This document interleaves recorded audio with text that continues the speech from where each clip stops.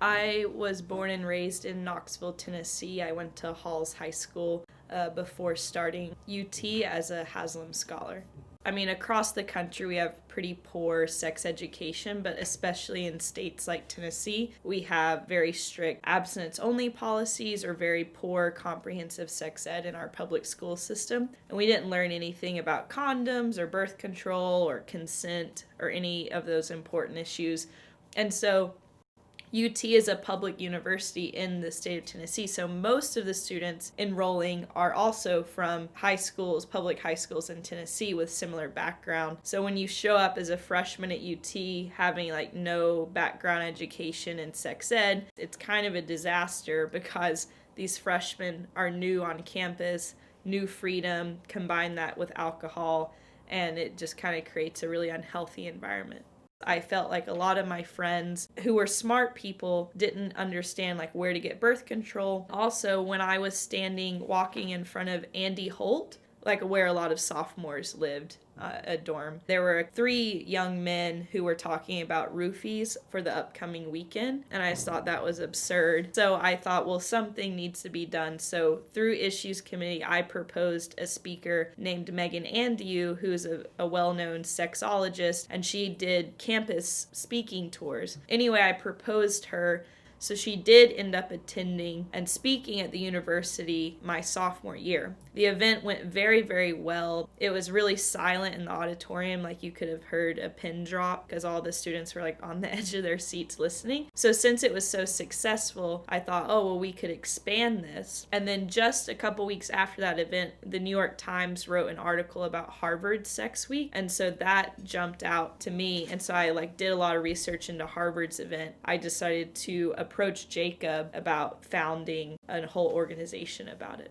After Jacob agreed to partner with me in founding the organization, it was a lot of work to write the constitution of the organization, find faculty advisors, and build a small committee for our organizational board. And I took a lot of care in vetting the speakers we were bringing to campus because it was important to me that they were experts in their field. But secondly, we're entertaining speakers because you're dealing with college students, so you need to be able to capture everyone's attention.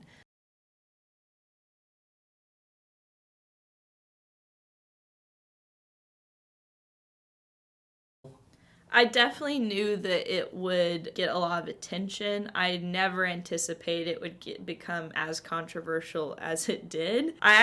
Jacob and I were very conservative in the way we approached the entire event. We wanted everyone on campus to know what we were doing. We wanted to cross all our T's, dot all our I's. That's why we created that 15 or so page packet. We gave that packet to the administrators because we wanted everyone to know what we were doing, and no one really paid attention to us. And so 6 or 8 months later, they really wish they would have. Basically, after we did all that planning, we had to fundraise the budget. And so the way funding used to be done was departments had autonomy over how they could allocate their funds. And so that was a portion of our funding. And then we applied for internal funding from grants. And then the last way we fundraised the money was through the Central Programming Council, which is made up of student fees. When everyone pays their tuition, there's a $20 fee in there, and that goes to Central Programming Council and those sorts of things. So they gave us, I think, $6,000. So that's how we made up the $20,000 budget, and that's just important for the background context. In the spring semester, this is 2013, we started our programming, and we kicked it off with a performance of Spring Awakening.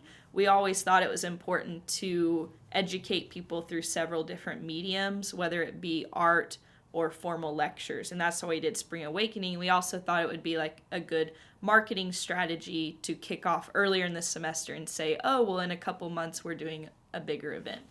Anyway, after we did Spring Awakening, a small blog called Campus Reform, which basically is a conservative watchdog news site that looks at liberal campuses and what they're doing, is the way they would describe themselves. So they wrote a blog post about Sex Week and UT, and most of it was very inaccurate and mainly just salacious. I remember the title of the article being something like, UT spends $20,000 to bring lesbian bondage expert to campus, which none of that is accurate. But then the national Fox News basically copy and pasted the article. They added a little bit more detail and they put it on their national online. And so suddenly it was national news. And so it just kind of snowballed into this huge news story that was very sensational and very inaccurate. That's how the controversy started. This was like 2.5 weeks before the event was to start, because we were doing Sex Week the week after spring break. After this story got released, everyone kind of freaked out, and there was pressure coming from large donors of the university, elected officials in Nashville, alums, etc., to put pressure on the university to basically cancel the event. But again, this is because people are reading really, really inaccurate stories about what we are doing. For instance, like one of the speakers we were hosting, her name was Sinclair, and they were calling her like a lesbian bondage expert, and we did not spend $20,000 on her, and she was actually coming to speak about like gender equality issues and leading a poetry workshop. Anyway, so we were called into a meeting with administrators, and we were called in just, we thought, for a normal meeting about logistics. And so Jacob and I went into the board meeting, and suddenly we were with like several administrators when we really thought we were just meeting with one-on-one. So we were kind of blindsided. And in this meeting, we were berated for about 45 minutes. From that meeting, we left and we called our faculty advisors. Basically, we decided that we were going to have to fundraise the money, because in the meeting where they berated us, they told us that we were losing our funding. We were only able to keep the $6,000 that came from student fees, but we had already allocated all the funding, so the event was in 2.5 weeks. After we like kind of regrouped after the horrible meeting, we decided that the next day we would launch a fundraising campaign and then sort of try to get our version of the story out there with media, and we like spray painted the rock, and it actually turned into even bigger story than we thought it would. And we did maybe like 31 media interviews that day, starting really early in the morning, ending with Bill O'Reilly that early evening. And then we did our Indiegogo fundraising campaign, and we were actually able to fundraise all the money back in 36 hours. We actually were hesitant about all the media interviews, and especially Bill O'Reilly, because we thought he was going to be really rude and awful. But we thought it was worth it because it would make our story be on a really national platform. We really got our story out there, and I think that helped fundraise so quickly. And I got emails from people all the way from North Carolina to California being like, I'm really proud of what you all are doing. Here's $10. It wasn't, a few people that campaigned. It was really hundreds of donations coming in that were $5, $20, $10. And that was a really good feeling. How did the first Sex Week go? It was very successful. We had almost 30 events in the week, and we had about 4,000 students show up.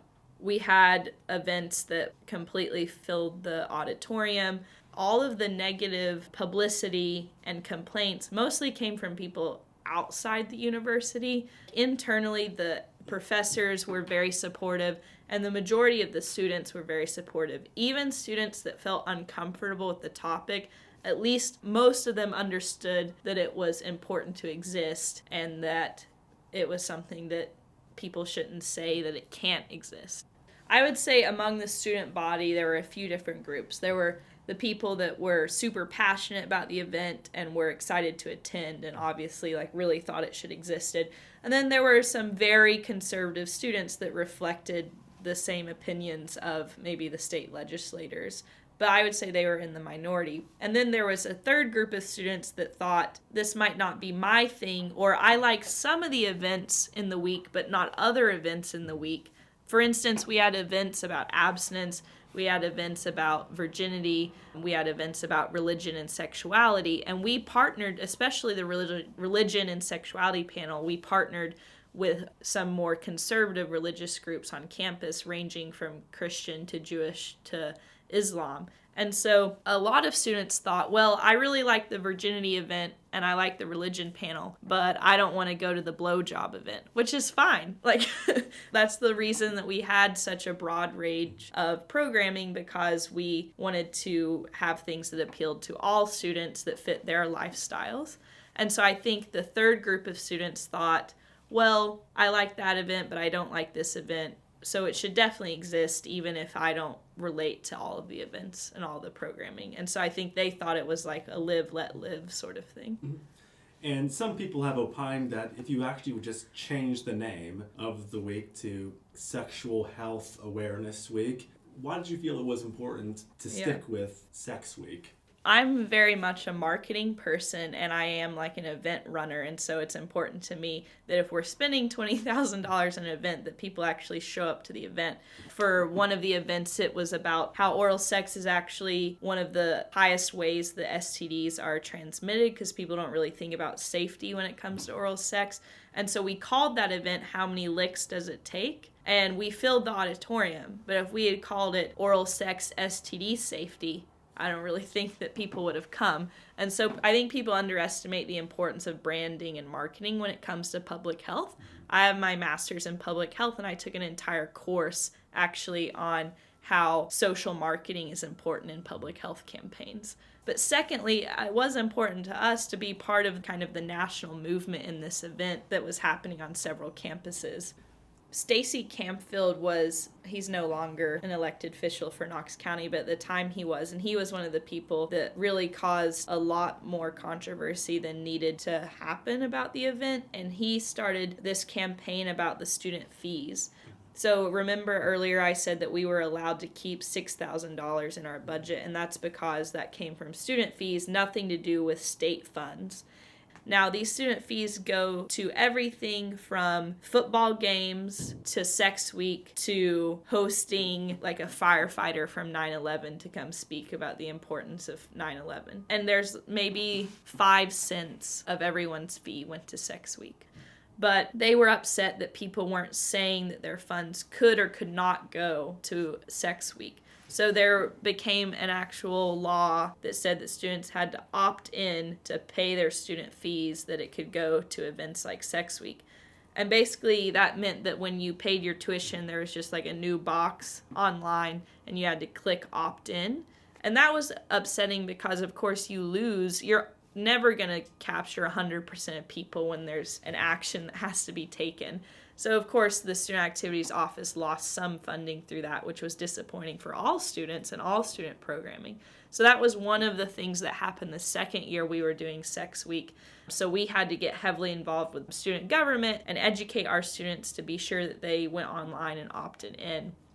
And then the second year we run Sex Week, because of all the pressure and controversy of the first year, I would say that we kind of deviated from our roots just a little bit. Like what I said earlier about the importance of branding and marketing and appealing to our demographic, which is 18 to 22-year-olds, we shouldn't really be appealing to legislators or alumni.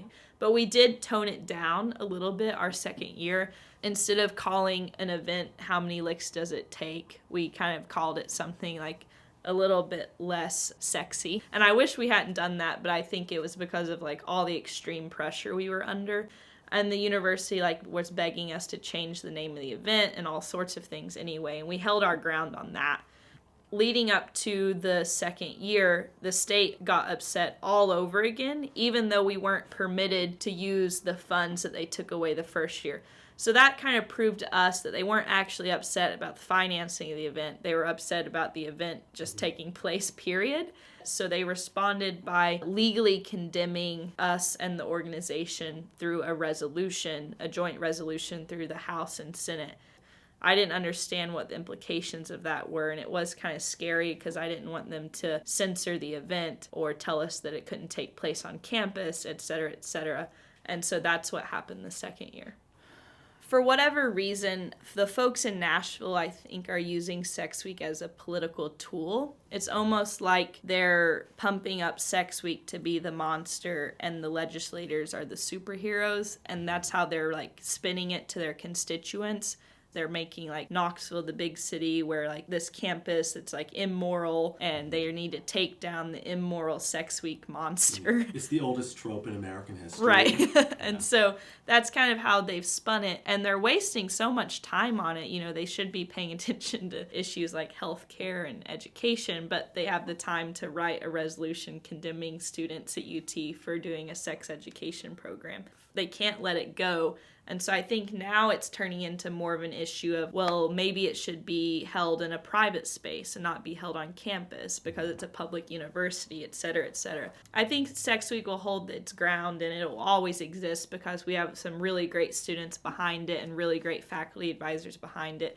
But it seems to just get more and more exhausting every year. Definitely, I think that Sex Week is valuable, whether it be in San Francisco or Knoxville, Tennessee. What we teach at Sex Week is not just to wear a condom. We also teach communication skills, relationship skills, what consent is, issues of pleasure, which I know this is what really bothers people in Tennessee, but I strongly believe that issues of pleasure are tied directly to the overall well-being of your sexual health and sexual assault, because we socialize women to not really know how to have those conversations, and then we socialize men to go out there and get what you want.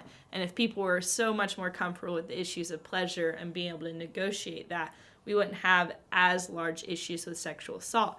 And look, the WHO, the World Health Organization, explicitly includes pleasure in their definition of a positive sexual health. So it should be important here in Tennessee too. And so I think Sex Week will be equally important in student life and educating college students, even if Tennessee's statistics were improved. I think what we've done here with Sex Week beyond the actual event is we've started a statewide and in some ways national dialogue. And I think that's what's important to cause change. And so in some ways, maybe the controversy that came out of Sex Week was needed and will cause more change over time on a state level. At this current moment in time, that sort of dialogue is, I'm sorry to say, more necessary than ever. So the final question that I'll ask you for today, Brianna, the same question I ask all of my interview subjects, is reflecting upon this whole story, is there any aspect of the story that you believe has been overlooked, or any aspect that you think is especially important for posterity to remember? I'm not sure.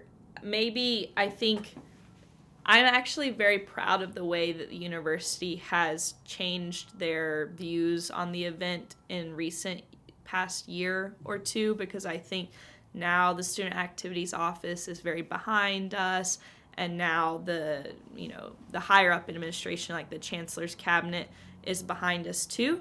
But I was extremely disappointed with how they responded in the beginning. And I think after they met Jacob and myself, and they were like, oh, look, these are kids without piercings and like pink hair, and they're actually very intelligent and some of the best students at the university, they like started to respect us and they understood the importance of the event. But they really should not have responded so judgmentally and so harshly against their own students in the first year. And so I think it's important to remember in the future that the university really was not supportive in the beginning, and we had to change their minds as well.